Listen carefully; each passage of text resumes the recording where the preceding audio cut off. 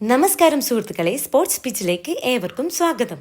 Cricket എന്നത് വെറുമൊരു ബാറ്റിംഗും ബൗളിംഗും മാത്രമല്ല, അത് മൈതാനത്ത് കാണിക്കുന്ന മാനസിക കരുത്തിന്റെ കൂടി കളിയാണ്.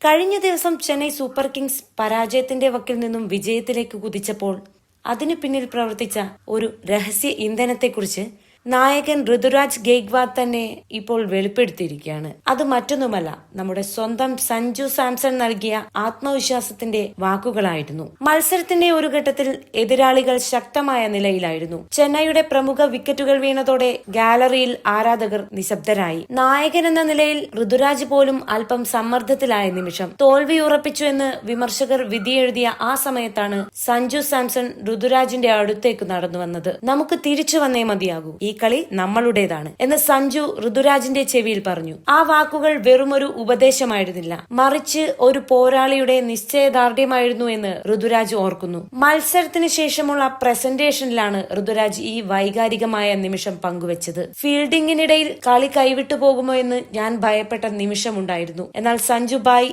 എന്റെ അടുത്ത് വന്ന് നൽകിയ ആത്മവിശ്വാസം ചെറുതല്ല. പ്ലാൻ ബി നടപ്പിലാക്കാനും ബൌളർമാരെ കൃത്യമായി വിന്യസിക്കാനും അദ്ദേഹം എനിക്ക് വലിയ പിന്തുണ നൽകി. അദ്ദേഹത്തിന്റെ പോസിറ്റീവ് എനർജി ടീമിലുടനീളം പടർന്നു, ഋതുരാജ് പറഞ്ഞു. രാജസ്ഥാൻ റോയൽസിനെ നയിച്ച പരിചയ സമ്പത്തുള്ള സഞ്ജു ചെന്നൈയിൽ ഒരു സീനിയർ താരത്തിന്റെ ഉത്തരവാദിത്വം കൃത്യമായി നിർവഹിക്കുന്നുണ്ട്. ഋതുരാജിന് ഒരു നായകൻ എന്ന നിലയിൽ സമ്മർദ്ദമില്ലാത്ത തീരുമാനങ്ങൾ എടുക്കാൻ സഞ്ജുവിന്റെ സാന്നിധ്യം വലിയ സഹായമാണ് നൽകുന്നത്.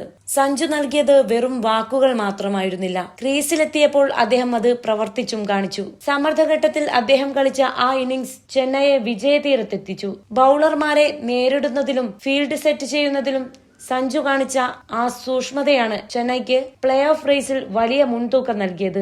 സഞ്ജുവിനെ പോലൊരു താരം ടീമിലുള്ളത് നായകൻ എന്ന നിലയിൽ എന്റെ ജോലി എളുപ്പമാക്കുന്നു. അദ്ദേഹം വെറുമൊരു കളിക്കാരനല്ല, മൈതാനത്തെ ഒരു തന്ത്രജ്ഞൻ കൂടിയാണ് എന്ന് ഋതുരാജ് കൂട്ടിച്ചേർത്തു.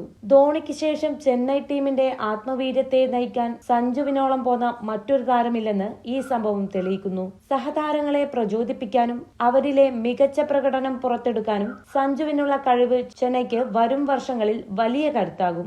സഞ്ജുവും ഋതുരാജും ചേർന്ന ഈ പുതിയ CSK കൂട്ട് ടീമിന് 6ാം കിരീടം നേടിക്കൊടുക്കുമോ? സഞ്ജുവിന്റെ ഈ ലീഡർഷിപ്പ് ക്വാളിറ്റിയെ നിങ്ങൾ എങ്ങനെ വിലയിരുത്തുന്നു?